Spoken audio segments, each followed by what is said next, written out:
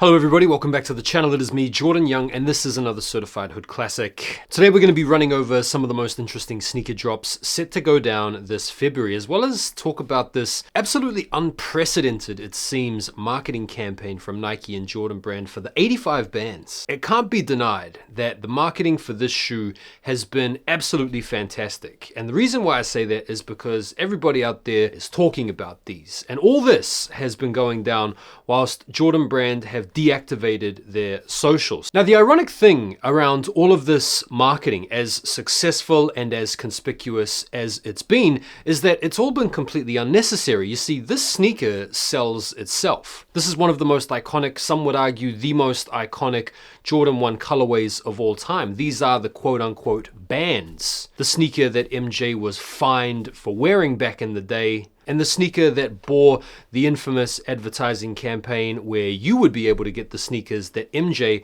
wasn't allowed to wear. So the marketing for this sneaker really kicked into gear, I want to say, a few weeks ago when we saw this video talking about how the sneaker was created. Because the original 85 ones were manufactured in different parts of Asia, and because the original molds have long been lost or destroyed, these guys basically had to reverse engineer this sneaker from scratch using some original 85 ones that had been donated or brought out of the vault or whatever. They'd made up some brand new molds for this sneaker. They'd even melted down the tongues of some original 85 so that they could go through the exact chemical components. They went through a lot of trouble to make this sneaker as close to the 85 original as possible, and it's because of this painstaking efforts that Nike went to in order to produce these sneakers that we got this somewhat elevated price point of $250. Then Jordan Brand went ahead and just deactivated their socials, including X and IG. And whilst it initially wasn't clear that they were doing this to help promote the sneaker, it's since become overly apparent. And so not only have they banned themselves from social media to create this sort of appetite out of absence, an anticipatory tactic that's used to get people thinking about where have they gone, what are they doing, when are they coming back, and how are they going to come back. They've also banned certain Air Jordan 1s from the Nike website. If you go on the website right now,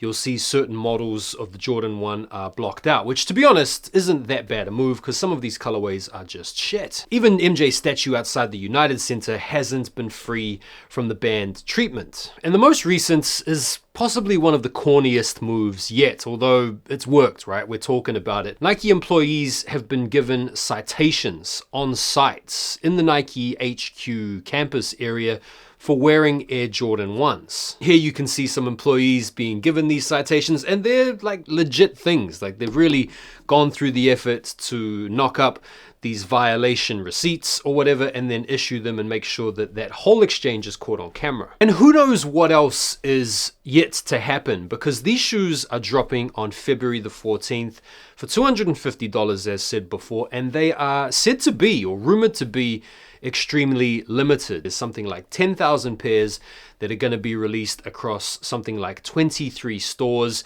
Here in the UK or the EU, I'm actually not sure how many pairs we're going to be getting over here and to what extent they're going to be wheeled out in store via raffles or maybe just on the Nike sneakers app. I don't know, but even if we take into account a humble allocation to the UK and the EU, we're talking about the tens to 15,000s of pairs made available. And this is where a lot of people are scratching their heads because, as said before, this sneaker sells itself on the merits of its color blocking, its iconic status within the pantheon of up there Jordans. This isn't a sneaker that needs a big marketing push. And so the great irony here that a lot of people are pointing to is that Nike are spending all this time, all this energy, all this money on advertising a sneaker that hardly anybody is going to be able to buy. And you couple that together with the fact that it seems like a lot of people have already been getting backdoored pairs. I mean, I know there are a lot of images out there that could well be fakes and whatnot, but early pairs are out there. All you have to do is go on to StockX currently. There's pretty much a full-size run available, and prices over the past few days have actually been dropping. If I wanted to cop a pair in my size right now, okay, it's over £1,000 or $1,200.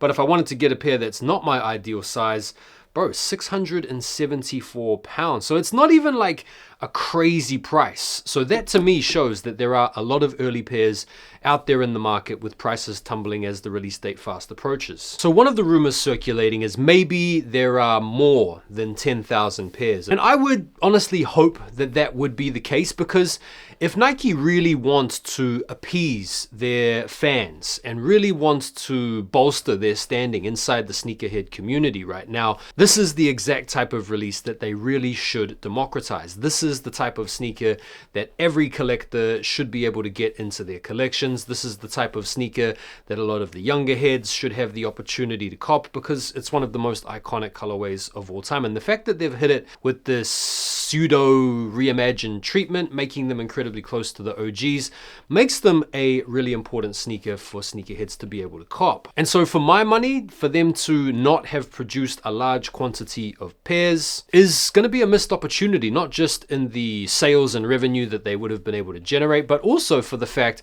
that the people that won't be able to cop these are going to be pissed. I mean, trust Nike to finally drive up some hype for a sneaker, only to make it impossible to cop. Right, the next most hyped up sneaker, I think, for February, I could be wrong about this, but you can let me know, is the Air Jordan 5 Black Metallic Reimagined. These are supposed to be dropping on February the 8th.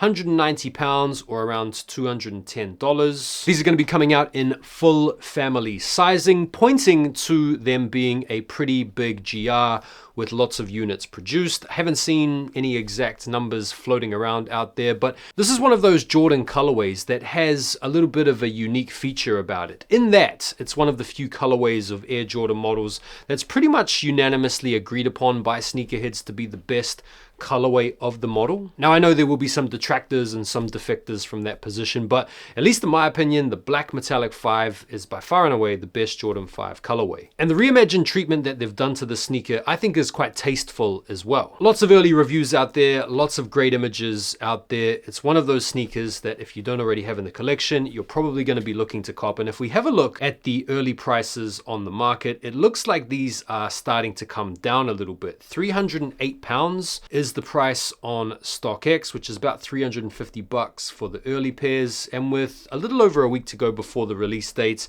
you can expect to see these prices probably come down to a little bit over retail. Now, I personally think these are going to sell out. I don't think they'll sell out in all sizes. I think you'll probably find there's maybe some of the smaller sizes or some of the ladies' sizes that don't end up selling out. Obviously, the men's sizes, popular sizes, will sell out. But I don't think these are going to be crazy hard to get, not like the breads. Next up, the Jordan 1 High Black Toe Reimagined. These are supposed to be coming out on the 15th. So that's the day after the breads. So I don't know if that's a little bit of strategy there, where they make the breads really limited, so you're ultimately not going to get them. And in order to fulfill that gaping hole of disappointments, you're going to settle for this consolation pair, which are going to be wheeled out in abundance. I see what you're doing there, Nike, and it makes complete sense. It's devious, it's sneaky, but I can't hate on you for it. Now, these are also supposed to be dropping, I think, in full family sizing as well.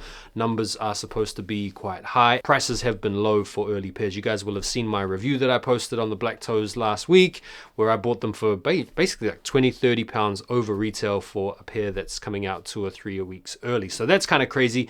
I personally think these are going to be very easy to cop. I wouldn't be surprised if these brick in some places. It is a good shoe. It is a fantastic colorway. The departure from the original is that you've got the black tongue as well as the Air Jordan text on the collar rather than the Wings logo, which are two features that I guess haven't really gone down that popularly with the vast majority of sneakerheads, but it's the first time we've had this shoe since 2016. If you need a fresh pair, or if you aren't willing to look around for a used pair and you just want a fresh pair, this is going to be an easy come up, I think. Next up, we have the Galaxy Foamposites. I think maybe from a hyped up perspective, you could probably put these over the Black Toes and the Metallics as probably the next most sought after sneaker for the month alongside the breads. Totally would get that, don't get me wrong. This is an iconic sneaker from the perspective that it really represents a moment in sneakerhead history. Right around the turn of the 2010s, Nike basketball was popping off thanks to shoes like the LeBron 7 and 8 and 9, as well as shoes like the KD 4, as well as some of the Kobe models like the 4, the 5, and the 6. And the Galaxy Foamposite was one of those sneakers that people were fighting over, people were arguing over, people were robbing each other over. Even though Foamposites haven't really made the comeback that some people might have expected them to make, having been pushed since last year and the year before, I do think this is one of those foams that is still going to be really popular. The release dates that I'm seeing here is February the 21st. Retail price point £210, something like that, maybe a little bit more. And I would expect these to sell out. Not sure on the numbers. I haven't seen any rumors. The release dates could also get moved around a little bit as well, but this is one of those super crazy sneakers to see retro. So those are like the big four, but that's far from it. There are still plenty of other big releases going down in February. After a slightly slow January, like Feb is about to ramp up massively, and then March will just continue on the trend right through until the summer. So we've also got the Joe Freshgoods New Balance 992 Aged Well collaboration, which is set to release on the 21st, which is the same day as the Foamposites, so that's pretty crazy. We've also got the Air Jordan 3 Lucky Shorts, which is a really clean colorway, but I feel like these are probably going to get lost in the sauce of the other sneakers, fly under the radar, and probably brick. For me, it's an easy pass because they're almost like a fusion of the Craft Ivory 3s that we had last year, as well as the UNC 3s from 2020. Both of those pairs I have, and so I don't need a middle ground between those two shoes, neither of which I'm wearing enough as it is. But these are £190, Saturday the 22nd of Feb. So again, being positioned close to the Foamposites that you might miss out on, this could be another one of those consolation type pairs that Nike have situated quite strategically. Same day, you've also got the Jordan 1 Low 85 Royal. So bro, think about it. That's 3 Jordan 1 OGs in the same month. On the 13th of Feb, you've got the Salehi Banbury New Balance collaboration on the 1500. And then finally, to round it off, there are a couple of Kobe releases of differing note, I want to say. Saturday the 8th of Feb, you have the Kobe 9 Elite Protro Masterpiece. And then on the 13th, you've got the Kobe 6 Light Bone, or the All-Star colorway. And so there we go. Those are the sneakers coming out in February, or some of the sneakers I think that are going to be generating the most hype and interest. Me personally, I've already got the black toes, so I'm going to go for the breads for sure. That's a no-brainer if they come out here in the UK. I need the black metallics for sure because I don't have the black metallic 5s in the collection, and I guess we'll just see what else crops up along the way. But yeah, big month. What are you going for? Have you got your heart set on anything in particular? Feel free to let me know what you think of this whole marketing tactic from Nike, going through all this trouble to market a sneaker that hardly anybody is going to be able to get. I'd be interested in hearing your thoughts. And thanks again for taking the time to watch the video. I'll see you on the next one. Take care for now, and peace.